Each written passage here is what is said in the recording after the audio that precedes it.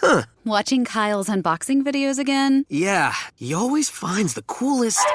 No way! A robot dog? Gotta ask where he got it. Or use your Samsung Galaxy S24 Ultra. Just draw a circle around the dog on your screen, and it shows you where to buy it right in the app. Whoa, I just learned a new trick. And that for once, I beat Kyle to the next big thing. Circle it, find it with the new Galaxy S24 Ultra and circle the search with Google. Get yours now at Samsung.com. Internet connection required. Results may vary based on visuals.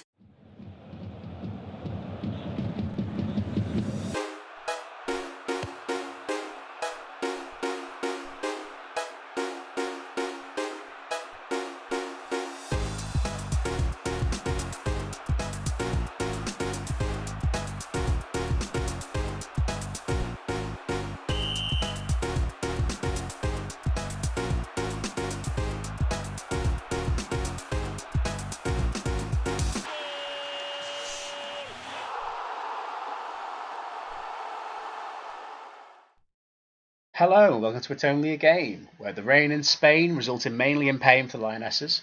We reflect on the greatest Women's World Cup so far. Elsewhere, it's 6 points for City, Arsenal and Brighton, with a 6-pointer between Everton and Wolves coming up. Match day 3, tragic. Mason's off at United. What? They took Mount off with 85 minutes left on Saturday.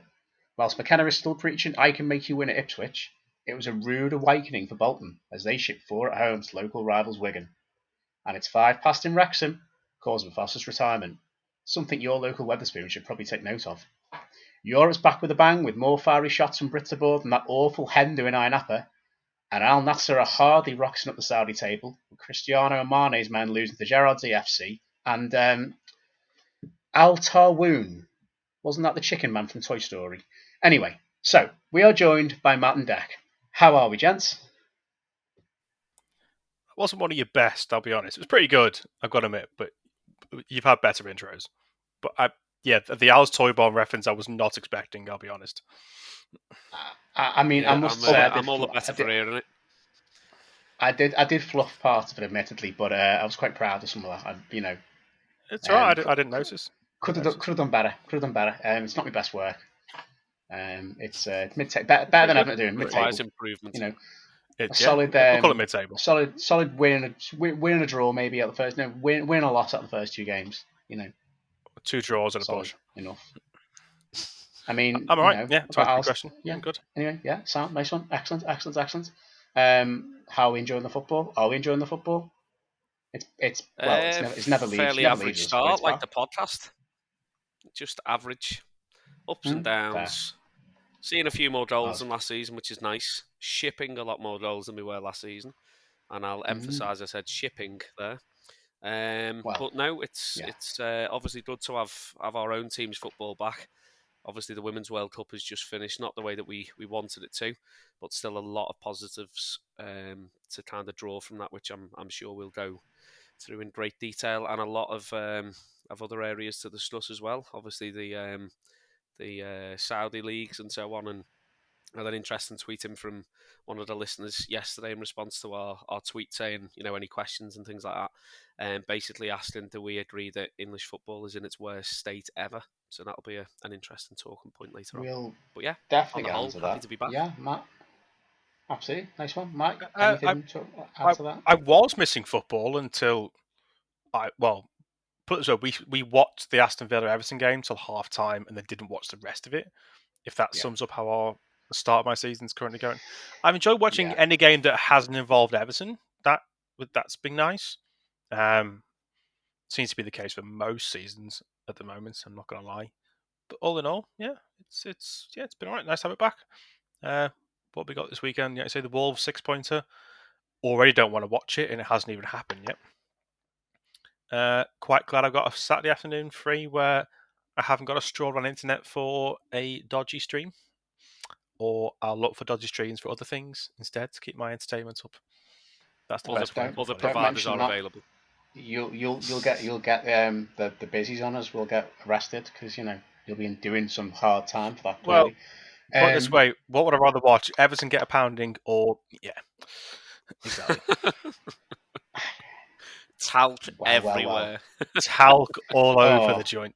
I'm sorry to lower the tone. I appreciate I've gaff. not been on this for a couple of weeks for reasons I'm not quite sure why I've not been. So if you've all missed me, guys, you're welcome. I'm glad to be back. Up the toffees for the fucking shit. Less than 5 minutes, and we've had that might be a record, mightn't it? Was that a record? No, it's definitely not a record. But we won't discuss what the record is because that got edited. That got edited out. To bring things back to normality, of course. To put things back into sort of perspective as well, obviously with it being only a game. First off, you'll notice we have got the notable omission of Greg. He hasn't joined the Saudi Pro League, contrary to popular belief. Failed his medical. Congratulate him on his. Yeah, allegedly pulled something. But yeah, Greg has recently become a father for the first time. So congratulations to him and his fiancée on baby Olivia, who was born last Wednesday. So she is absolutely gorgeous. Those of you who've seen the photos on the internet, I'm sure it's done the rounds. Yeah, big congratulations. Absolute congratulations. He wanted to come on tonight, but no. Sorry, mate, you've got too much going on. Yeah, when he's tested, he didn't. Anything to avoid changing a nappy, that lad. Shocking. Anything. 6-day-old baby already. Very, very poor. But no, seriously, big congratulations to them both. Yeah, congratulations, absolutely, to the pair of them and to all the family, of course. I know Greg's parents, they're absolutely wonderful and they'd be delighted to be made grandparents the first time. No, it's absolutely brilliant news. And we congratulate everyone. And yeah, we have our first podcast baby. Who's next, gents? It's not me. It certainly isn't me. Well, does the dog count? Football. Do puppies count? What, you're gonna do it with a dog? Christ. No. All right, Keith Lard. Keith Lard. The man's obsessed. Is the dog counted? This is Veronica. Bit of a dog. Sorry, no, we can't do this. We cannot sit here and quote Phoenix Nights for the next half an hour. We could. We definitely shouldn't. But we definitely shouldn't. But we can. Definitely. No, we're not going to. Burn, baby, burn. Disco Inferno. Burn that mother down. Sorry, I'll stop. Couldn't you hear me now? We'll talk about Bolton later. So. We're Bolton. We're on the piss tonight. How far away are they? Jesus Christ. This was the Only Game podcast. We're now the Phoenix Nights If anyone who's listening who hasn't seen Phoenix Nights, just go and watch Phoenix Nights. If you can find it online or wherever you want, buy it. It's the best. It's the best. You can rent my box set for $10, but you're paying postage to send it back. Well worth it. Stop listening to this podcast. Stop whatever you're doing. Listen to this. Pause it. Go watch Phoenix Nights. Come back. Absolutely. Don't listen to us, Weber. This podcast is sponsored by Phoenix Nights. Coming in your ears. I wish. Surely FM, where the listener wish it was. Absolutely. Wow. Okay, right. Classic. Anyway, lads. Right, football. Football. There was a literal World Cup on until Sunday. There was. Of course, it'd be remiss for us to not address the fact that it was genuinely a wonderful tournament. I watched as much as I could, obviously, with being Australia, New Zealand, time differences made it difficult to watch certain games. Obviously, the big talking point being, for us as English people, heartbreak for England to lose the final. Like I say, Matt, and I know you and I watched the game, obviously, on Sunday. Dec, you watched it somewhere. What do we think first of the tournament overall and of England's performances during the competition? Pretty good, weren't they? Obviously, to get to the final, you've got to play pretty well. Yeah, the final in itself, Spain were the better side. We can't sit here and deny and say they weren't. The missed penalty, they had a few more chances than England. But what it's doing, or what they have done with the Euros in last year, Euros, and obviously the World Cup this year is they're creating the next generation of women's football, which I love. It's great. They're a real inspiration. What I like about that England side is they're a likeable team. When it's not just, it's what I liked about the England side and the men's team as well recently.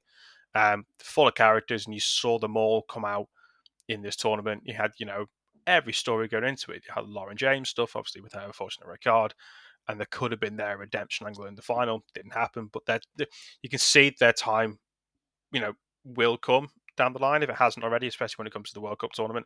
And it was great. Actually, I didn't watch as much of it as I would have liked to.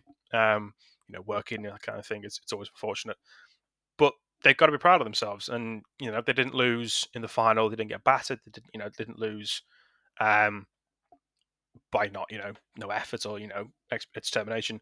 They just got beat by the better side in the night. But their time in the World Cup, if it carries on this way, will definitely come in 4 years' time, I hope. Yeah, I mean, kind of continuing on from what you're saying there, Matt, I think they're breeding for the first time certainly in my lifetime as an English squad, they're breeding a winning mentality. And I think kind of you sat there watching them expecting the result, if that makes sense. And I think, I mean, you look at some of the talent that's come through the male national side in recent years and over the last sort of 10, 15 years, and you can say, they have massively kind of underperformed. I think obviously the men's team, the Euros final there a couple of years ago, and obviously lost in the final, and obviously the women don't one better, and then getting into the World Cup final. And I think as a nation, both teams, I think we can say that as a nation we're very, very proud of. And I think what you were saying there about breeding that kind of winning mentality and kind of that next generation of girls playing, I think that's really, really important. And as you say, the likability of the squad. When I say there's no big names, I don't mean it in terms of no big names in terms of women's football, but there's no kind of ego with the players.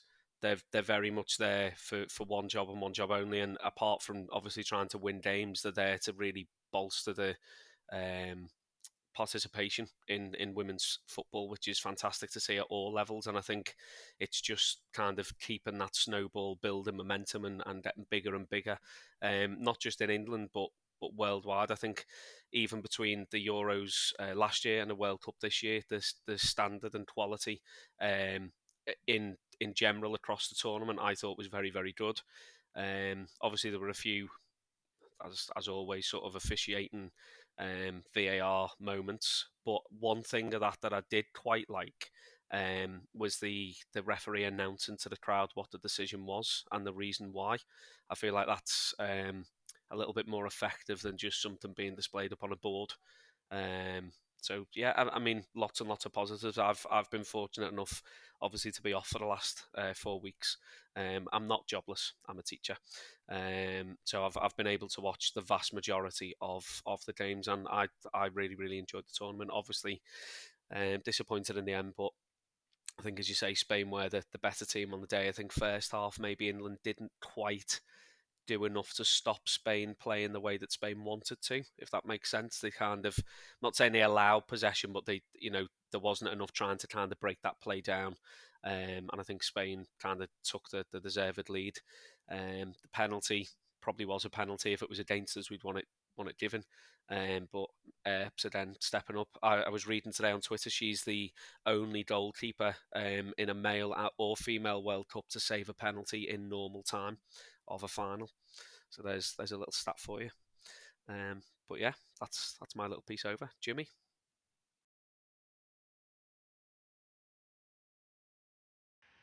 Yeah, I think it should be noted that this tournament was the first ever 32-team tournament, which I know when we think about with the men's game, it's par for the course. In fact, it's expanding again to 46 nations as of the USA, Canada, Mexico 2026. But when you think about going back to, if any of you remember France 2019, you'd see USA as hot favourites who won the tournament, hammer Thailand 13-0. There was a lot of discussion about the goalkeepers back then. To then expand the tournament and to have not seen, okay, there were a few teams that got a bit of a hammering. I think, if I'm right thinking, Panama got on the end of a hammering. England in one of the performances that I really thought was one of England's better performances, hammering China 6-1. I can't remember any others at the moment now. I think Morocco got battered at one point, but they still got through the group, which is phenomenal for their first ever appearance, and of course for a women's footballing nation in the Arab world to have qualified and then to have got through was remarkable and one of the best stories of the tournament for me. Real heartwarming story. I think it shouldn't be overlooked, not just success of obviously Spain to win it their first World Cup in the women's game. They're obviously a phenomenal side. Barcelona are a great club side that form a lot of the Spanish women's national team. Obviously, we can discuss the Lionesses in England and how we feel they got on and their tournament, of course, has as Spain and England, two of the hot favourites, two of the cluster of nations at the top end, I'd say, going into the tournament. You obviously had the US as reigning champions number one, Germany, who I think were number two, number three in the world. France are always going to be fancied in these kind of tournaments, but you found the US go out in the last 16, somewhat hilariously to Sweden, who are themselves no mugs. You saw the Germans go out in the group stage with I think Morocco going, like I say, advancing instead of them. And you'd see nations like Nigeria, like Jamaica, who Jamaica knocked out Brazil in the group stage, and we saw these things where because with the women's game, the funding's been massive in certain countries, but because it's not a case of like they've had decades and decades and decades of the established elite, we're seeing these nations catch up quicker, and we're seeing that gap be narrowed significantly. All you had to do was watch England-Nigeria game in the last 16, and England were incredibly lucky, in my opinion. Obviously, the Lauren James red card, which was a red card. You can't stamp on someone, just can't be allowed. But I think the big story for me is just seeing how many nations were more than capable of handling themselves. The fact that the Nigerian FA don't really fund the women's team. It's Bob Marley's daughter, whose name I've completely forgotten, I'm very sorry, who set up a charity foundation to help fund the reggae girls, get them over to Amsterdam to do the training camps. And then they got through to the last 16 of the World Cup and nearly knocked out Colombia. They could have played England in the quarterfinals. That's a hell of a story for a nation that receives very little or no funding from their national FA to qualify for a second consecutive World Cup to get through. And there's other nations as well. Australia, with Sam Kerr, one of the best players in the world. I think a lot of people recognise her from the front of the EA Sports video games. Australia as a host nation, people weren't expecting that much from them, but they showed with some quite frankly brilliant talents from whom play in England that they're a force going forward. You talk about 4 years' time about England's chance to win in 2027. Well, no, look no further than Australia, look no further than France, look no further than Sweden, a load of host nations that are really, really sort of coming up now, and not necessarily traditional nations that we'd associate in the men's game. But even the likes of Argentina, they received no funding from the AFB-AFA. The Italian side, who didn't do much, don't think they'd done much at all in the women's game. But no, they all looked like they belonged. It may not have been group stage always the best quality. I remember watching, I think, Philippines against Switzerland one early morning, and it wasn't the greatest game. But you know what? For those women, for example, to represent the Philippines, well, Philippines had never made a World Cup of any description. What an amazing achievement it is for them to be at the World Cup. Likewise, Vietnam. The Vietnamese women got to the World Cup, and okay, they had a group of the USA, Netherlands, and Portugal. That's pretty solid. But no Vietnamese team have made a men's or women's World Cup before. It's a remarkable achievement, and they may have had a few, one-sided, 4 or 5-0 defeats, but they didn't look horrendously out of place to be there. And I think that's the biggest important thing that was a criticism that was levelled at the World Cup 4 years ago, was that there were nations like, for example, Thailand losing 13-0 to the US, like I say. It felt like there was a lot of nations making up numbers. I didn't feel like in this competition, despite the increased number of nations participating, I think you had 7 or 8 first-time nations. Some got, Morocco got through the group stage. Some held their own massively against more established nations. And I think that's vitally important for the women's game going forward, is looking at holistically, not just at those 6 or 7 nations that might win the competition, but how you grow the game generally across the world. No, and on that point, it's not as if every game in the men's World Cup is filled with amazing quality and filled with goals galore and great games. You get some in the group stages, you get some bloody turgid stuff. That's a kind of a worry when it goes to 46 teams. What we on 2026 is it? That is going to be the issue. You're going to oversaturate it, and are you going to get the quality that you have from a smaller World Cup? We'll wait and see. But yeah, I agree. It was for what I could watch. I mean, there was watching the final the other day, I think it was, before the game, and they were doing goals of tournament. There was some unbelievable strikes.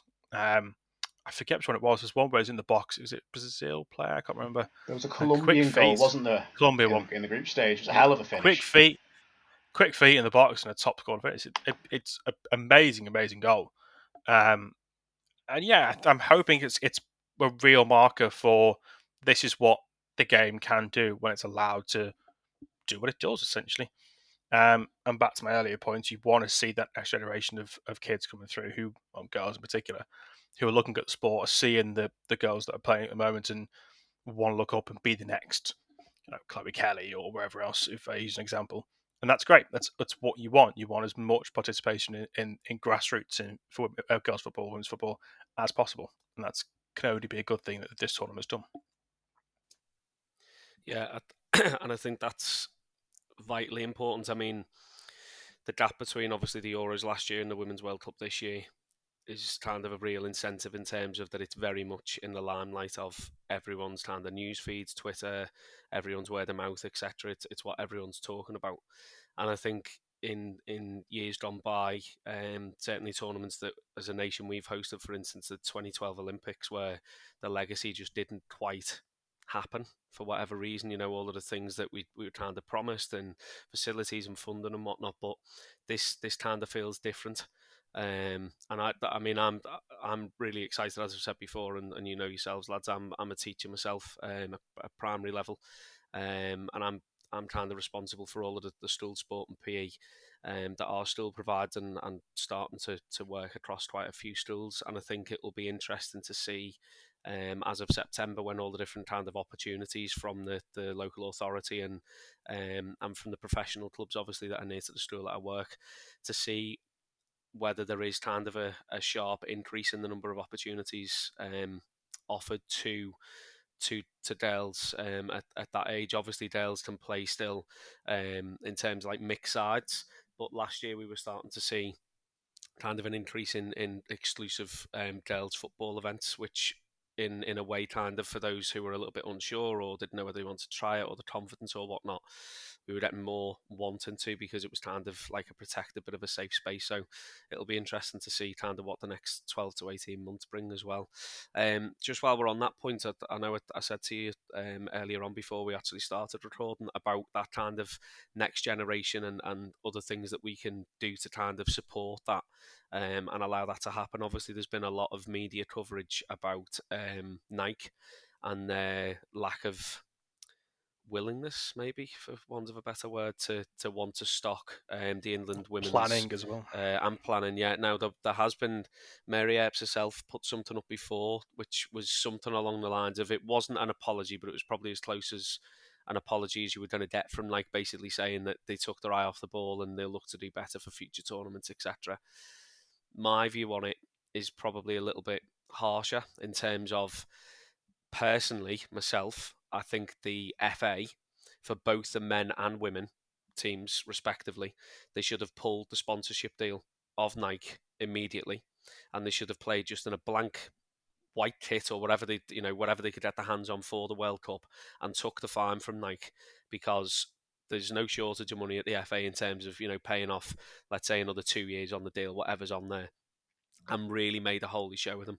Because what's going to happen now is a kind of a double-edged sword, is that the saying, or a double whatever, whereby Nike will start to stock the shirts, which is brilliant for the children who want to go out and buy them, but there's now also been a massive demand created for them, therefore Nike are just going to cash in on something that actually they should have been providing anyway, if that makes sense. So in Nike almost failing, and it wasn't just England, we must say that there have other nations obviously sponsored by Nike, they were the same, but they're now just going to go off and go, well, this is what the customers want, let's put them on the shelves, and they'll be all sold out within a couple of days or whatnot, and then Nike sit there on another healthy profit on the back end of something that, and I think, speaking on your behalf, lads, but I think it's an absolute disgrace that wasn't an option in the first place. That they're happy enough to put the logo on everything else and flog everything else to people in between tournaments and during tournaments as well, and for them to not to do that, it's just bizarre. It really doesn't make any sense, and it's not just because it's England. If that was any other nation, I'd be saying the same. I do think that the FA should have stepped in, and they should have just walked away from them and gone, right, we're doing our own thing. But that's my little piece on that. No, it's absolutely spot on. I mean, to put into context, so Jimmy, you'll understand, there's our stepmom throughout the game on Saturday was just constantly wants to know where she could get the training jacket, and it's apparently it's impossible to get hold of. And you're thinking, it's a major tournament. Like, you would surely do a bit of planning ahead and just think, there's a good chance if England hadn't have done well, I should say, this stuff's going to be in demand. And I find it baffling. But unfortunately, not surprising at the same time that it wasn't done to the level that we would expect. Hopefully they get their asses in gear in future tournaments or in future games and get these things sorted. But yeah, it shouldn't have been an issue to begin with. But I agree that the more deal of it from the FA, I think, should have been made, and a sterner stance on it. But as you say, in football, money talks. I'm sure there was some agreement in there that would have got it sorted. But hey ho, hopefully whoever's after a shirt can get their hands on one at some point. And failing that, Matt, they'll be able to possibly buy one off the same site you got your wrestling T-shirt from, and it will arrive. Yeah, it might take you 4 weeks to get months. here. It'll be here in time for the Euros. Yeah, but yeah, if you order now, you might have a bite. Depends which Euros you mean, but yeah, you never know. Yeah, that might need a bit of context, that joke, but we'll leave it. Yeah, Matt bought a wrestling shirt. It's taken a long time to get here. I think it's shocking. I bought it not realising it was coming from the far west of China, so that's probably why I was a bit shocked when it said delivery might take 3 weeks.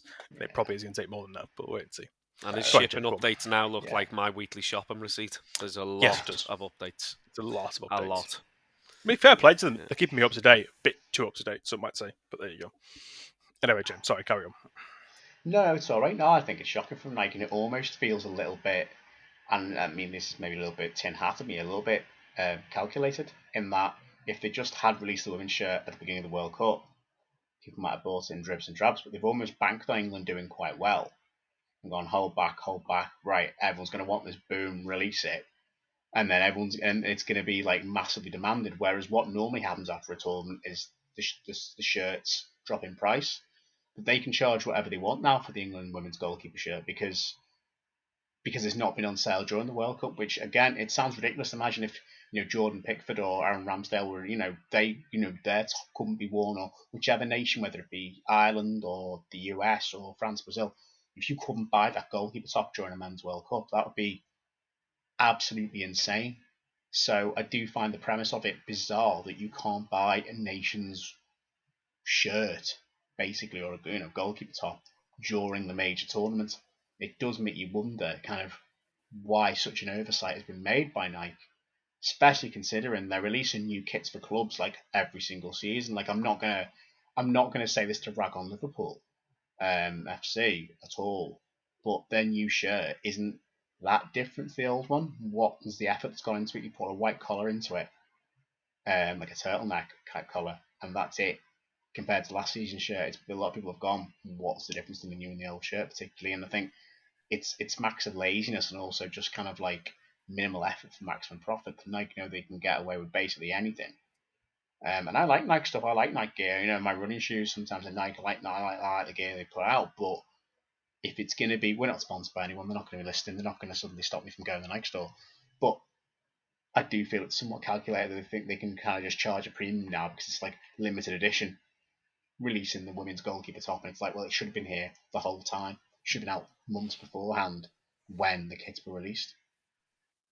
Well, I mean, also the issue you're going to have with that is there are some arseholes in this world that are going to try and buy them up as much as possible and sell them second hand for double the cost and take the profit, which happens Absolutely. with all things of that nature. Concert tickets are a good example. I always think of best example, and then it takes it away from the people that genuinely want to get a shirt, not buying it for profit.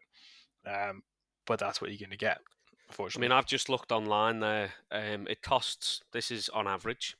It costs Nike on average £4.79 to produce a shirt, as in the new shirt's the £100 replica, proper pro shirt. So obviously the markdown on that to one of the stadium shirts, let's say £3.80.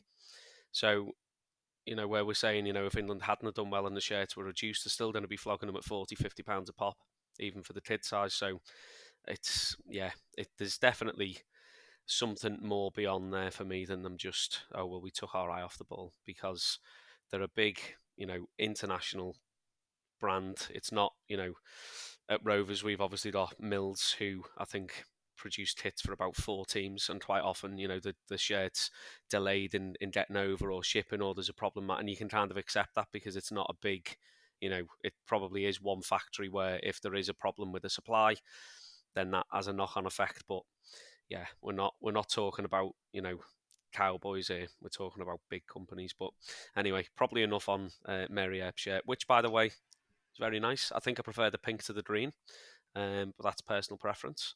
Both very nice shirts. And what a Both player, nice shirts. by the way. What a keeper. Yeah. Just to touch on another little controversy around the Women's World Cup, and I know we won't say too much on this because of the nature of it. Obviously, congratulations to Spain, worthy winners, and not just because of the performance on the pitch, but also the issues that have been documented around the coach beforehand and the issues from the players. And you can almost see on the final whistle where the players are celebrating on one side of the field and the coaching staff are almost at another side of the field. It was really bizarre.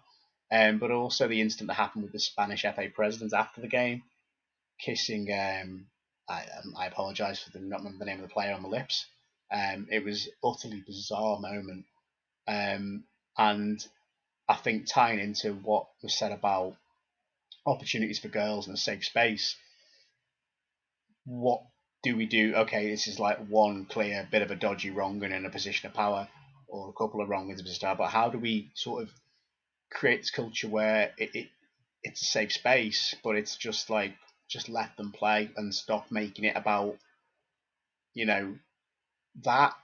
How can we create that environment going forward, which a lot of nations are doing really well, but if the world champions and the people involved around the world champions are using that sort of behaviour on the biggest stage, it sets an awful example for both boys and girls everywhere that's seen as acceptable, which obviously it clearly isn't.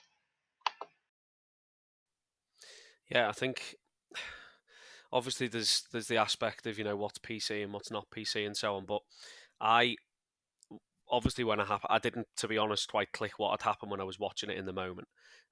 Obviously when it's popped up on social media and things like that. But the first thing that I then thought immediately would be if he was presenting a trophy or in the same position of power and the men's team had just won the World Cup, what would his reaction have been? So there may have been hugs and whatnot, which was fine. The female players seemed to be okay with that and say, congratulations, hug, here's your medal, next person, and so on. I don't think there was an issue with that. Would he have kissed any of the male players on the lips if the person presenting or in his position of power had been a female? Would she have been kissing male players on the lips or female players on the lips? Probably not. And I think it's down, for me, in terms of that incident, it's down very much to the individual as opposed to the organisation in terms of the Spanish FA. But I do feel like the Spanish FA should now be acting on that. I don't know. Take football out of it for a minute. If he'd have, been out with work colleagues, for instance, at a birthday party, retirement party, or whatever, and he went up to someone on a dance floor and hugged them and kissed them on the lips like that, well, what would the punishment or the consequence of that have been? It wouldn't have been brushed under the carpet. And I just think, as you say, it's the game is making such huge strides to equality, and rightly so, and safe space for both male and female players in order to just go and enjoy the game that we all love so much. And then you get idiots like that in these high paid, public, always in the public eye kind of positions, and they just go and make an absolute moron of themselves. And it doesn't seem to just be the only time. There's always at some point controversy at the top. If you look at the I always forget his name, the FIFA president, the fella who was there the other day in the white shoes, Gianni Infantino. yeah, yeah. And you look at like the comments that he made. Was it just before the Euros final last year or whatever? And you just think, just take a second. Do you know what I mean? Think about what you're saying before you say it, and just stop making. It's almost like they have to have the attention has to be back on them. Yeah, it's wrong on all levels, isn't it? Read the room, basically. Yeah.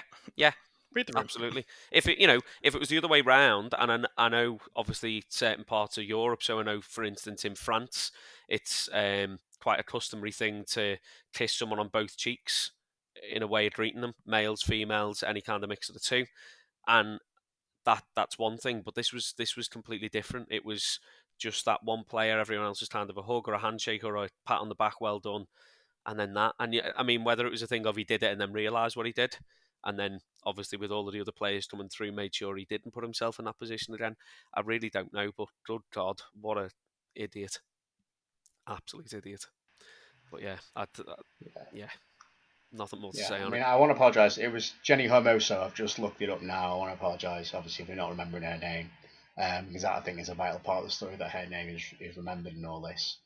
And a little shout out as well to the goal scorer Olga Carmona, who had lost her father before the game. She didn't realise till after the game, but I think that's a hell of what a bittersweet moment to have been the winning goal scorer in a World Cup final and to be told afterwards, basically, your father passed away before the game.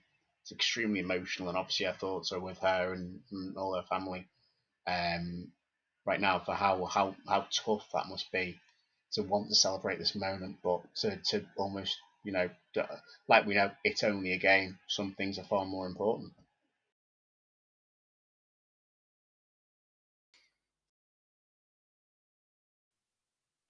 And we'll just take one of the questions from Greg, just as we're on the Women's World Cup. He just asks, was there too much pressure on England's women to win this World Cup, do we think? I don't think so. There was expectation that we were going to do well. Obviously, European champions, there, you should be expecting to go on in the tournament. But I don't think, put it this way, when they got to the final, there was many people that I'm aware of that had them as, outright favourites. They might have been backing them to win the game. But I don't think so. I think, it still comes with that element of surprise that an England side is doing well. I look at the men's team in 2018 in the semis and in the Euros in 2020, 2021, whichever you want to call it. I think that's still that same environment with the women's team that, even though they have succeeded in the past, that we're still kind of going, okay, well, we never go in with our hopes too high. So I don't think so. Others might disagree, but I personally don't think so. No, I think you're right, Matt. I think there's a difference in kind of expectation and pressure, maybe. I think obviously going in at the start, just looking at it from a bookie's perspective, they were one of the favourites. I bet on them myself to go and win it. And that obviously comes on the back end of the success of the Euros last year. I think the pressure that was on them, in a way, was kind of a positive pressure, i.e. that the whole of the nation was backing them. And I think in the men's national side, I think that's lacking a little bit more than it is in the women's at the minute. Whether that's because the women's national side have been so successful in recent years, and I think maybe people don't have anything to moan about with them, and rightly so. Whereas if you look at it in terms of stark contrast of how the word failure is not the correct word, the women not going and winning the World Cup, and how that's been received as a nation in comparison to when Saka missed the penalty in the men's Euro final and how that was received. One of the things, and this could be me going down a complete rabbit hole, there was another thing that popped up on, I think it was on Twitter the other day, and it was a map of England highlighting where each of the women's team were born or kind of came from within England, and their first team as well. And one thing that struck me, now this could be the whole north-south divide thing going completely mad, okay? If you look at the women's side, I would say more than 3/4 of the team that represented us at the World Cup were from the Midlands or from the north of England. Now, I don't know whether this is just because the vast majority, and it'll be the same for you, gents, the vast majority of conversations that you will have had about the Women's World Cup will have been from people in and around where we live, in comparison to, and I know on the Wirral and obviously speaking to people in Liverpool, that sometimes people feel a little bit more disengaged with the male side because it, traditionally is so Southern dominated in terms of that, players traditionally have been selected based on who they are as opposed to what they've done. And I just think, I don't know, maybe because things have been going well for the women's team, that's obviously why the expectation was there for them to go and do well. But I don't know. I just feel as a nation we've kind of accepted that they didn't win it, but we've kind of been very vocal in terms of how proud we are of what they've achieved. And maybe as a nation they could learn a little bit and transfer that over to the men's game, because I do feel like the men's national side, some of their failures in recent years have been because of the amount of negative pressure that's been put on them by obviously fans and by the press. I do feel like I personally haven't seen anything kind of overly negative towards the result and obviously not winning it. And I think the press as well have been very kind of supportive, which is good to see. We don't often say that. So yeah, in short, I don't think there was too much pressure. I think it was just in line with expectations and kind of that natural progression of you've won the Euros, now let's go and try and be world champions. And they were very, very close to doing it.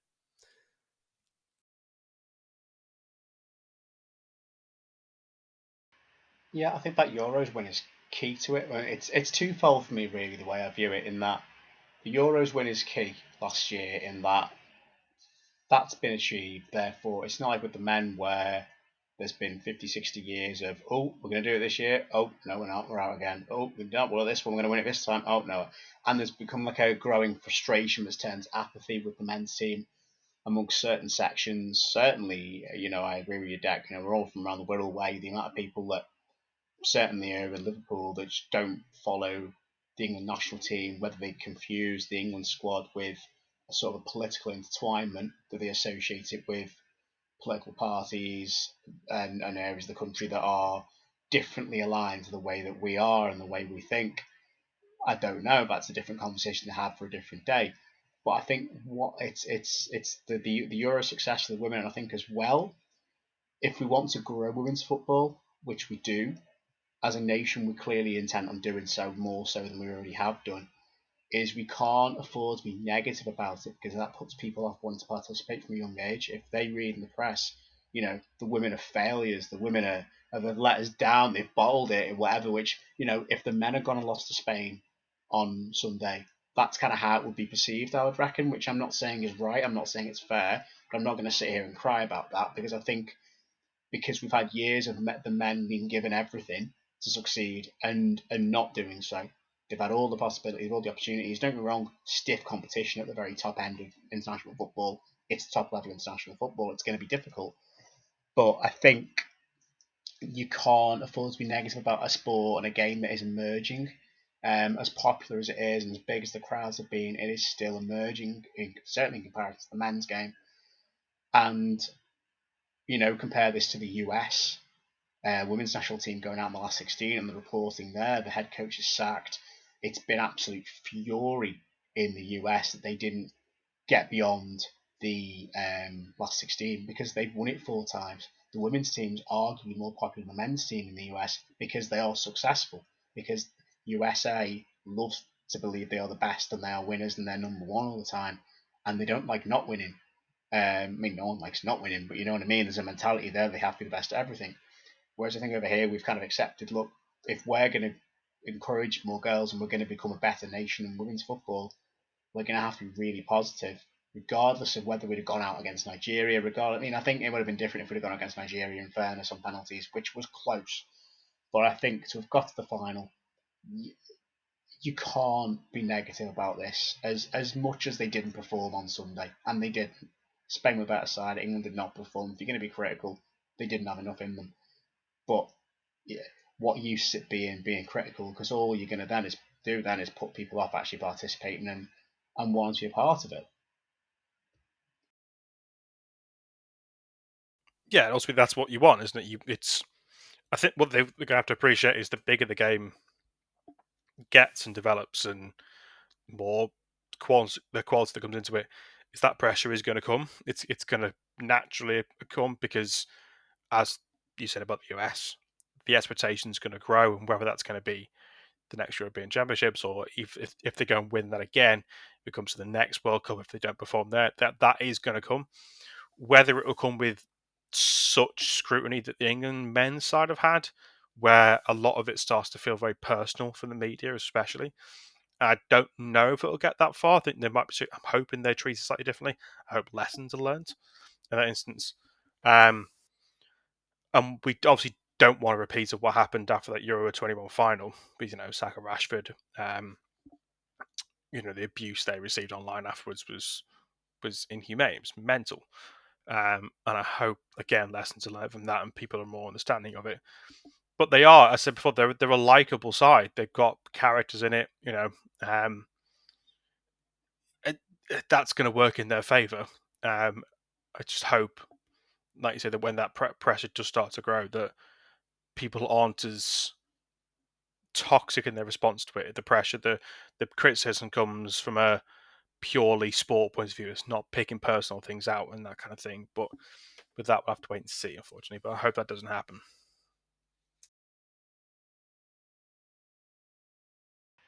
No, absolutely. So to round off this segment, really, congratulations to Serena Vigman and the Lionesses. It was close. They did really well. They just weren't, and there's no shame in just losing out to what is a wonderful Spain side that you could see from the very beginning of the tournament, where we're just a really good footballing side, and they continued that right the way through. To move on to part 2 of tonight, let's talk about the club game. Where do we even begin? The Premier League's Let's back. not. Since we kind of have to. It's the elephant in the room. It's the big nil point elephant in the room. If you're an Everton fan, Premier League's back since our last podcast. Obviously, Greg and I did predictions. The Football League is back. It's all English football's just back. Back with a depends who you support, bang or whimper. Anything that we want to sort of discuss at the moment? Any real talking points from up and down the divisions that really stand out? I think you've got to put Wigan in that list, in that conversation.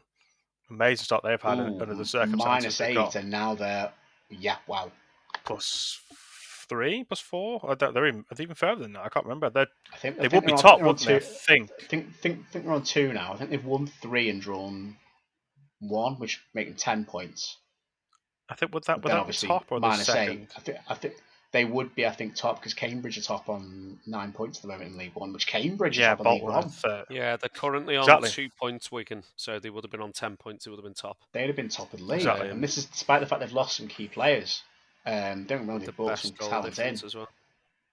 But they're performing. The only thing you worry about them is if they seem to have a pretty strong start 11, but is that going to be an issue when it comes to you're getting into the winter months? Is that going to come back to bite them if they just get injuries and if they're going to fall away? But yeah, again, their result at Bolton on Saturday was mental. I've got some friends who are Bolton fans, season ticket holders. Ooh, controversial, I know. And they couldn't quite believe what was going on. The game, the stats, if you look at it, Wigan didn't win it comfortably. Looking at the stats, they just were ruthless and some pretty terrible Bolton defending. Haven't seen the goals. But yeah, what a story that could be if they can, get back after 8-point deduction and all sorts. Yeah, that was one of the ones I'd seen early on as a pretty incredible story. And it helps they're just down the road for me as well, so I should really get to a game this season if I can. Yeah, I think shout out there to Sam Tickle. Dec's grinning because Bolton lost 4-0 in a derby game, which naturally, yeah. I mean, if you've got young Saturday, I can't say anything. Well, yeah, we were there. We'll get on to that, mate. If you want to, we don't have to. If you don't want to. Young lad Sam Tickle, he's 21, playing in goal for Wigan. Also, he's got a great name, Mr. Tickle. Just imagine him being a goalkeeper with his big long arms like Mr. Men. But in all seriousness, absolutely phenomenal. When you've got players like Callum Lang, Stephen Humphreys, Callum McManaman's back there for like the 5th time or something. Charlie White, obviously. I was going to say, I read his name and went, what? Yeah, and he's gone back again. From the looks. He's doing really well. Their attacking force, the players they've got. Callum Lang's a homegrown Wigan player. I think he's brilliant. They've got those players up front. I mean, I don't know too much about the youngsters that played on Saturday. But even going, to the bench, you've got Josh McGuinness as a centre forward for Northern Ireland. You've got a young lad, Chris C, I think that's how you pronounce it, who's meant to be quite up and coming. You've got Ben Amos, who's 33, who seems to have been around forever. I can't believe he's the same age as me. That's disappointing. He's been around for feels like 50 years. He's their backup keeper. You've got. You're looking good, Jimmy. Talent. You're looking good. It's all that talent. Not as good as Ben Amos, mate. Every morning. For 38, mate, you're looking alright. Don't worry about it.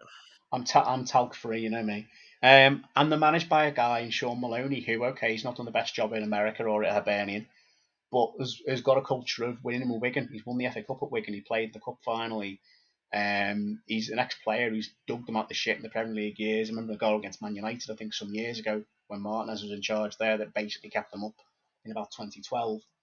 I really like what they're doing, considering they were on their arse and people were tipping them to go back down, double relegation, and this seems to be the Wigan way, isn't it? They sort of do these days anyway. They sort of go to the Championship, go into shit, have financial trouble, get relegated, it all looks hopeless, and then they seem to bang their way back up again.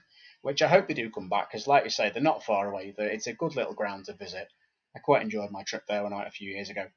They're a good club, except when they beat us in the cup quarterfinals, but we won't go into that now. I'm still traumatised 10 years on.